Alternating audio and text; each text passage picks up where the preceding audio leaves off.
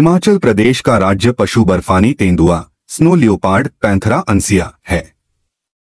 यह हिमाचल क्षेत्र में सब जानवरों से खतरनाक माना जाता है। यह केवल ऊंचे इलाके जहां भारी मात्रा में बर्फ पड़ती है पाया जाता है।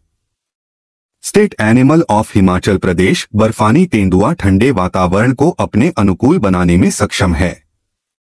इसका शरीर गठीला होता है, खाल मोटी तथा कान छोटे और गोलाकार होते हैं जो उन्हें गर्मी में राहत प्रदान करती है। बर्फानी तेंदुए की पूंछ लंबी और लचीली होती है। यह चट्टानी इलाके में इसकी सहायक होती है।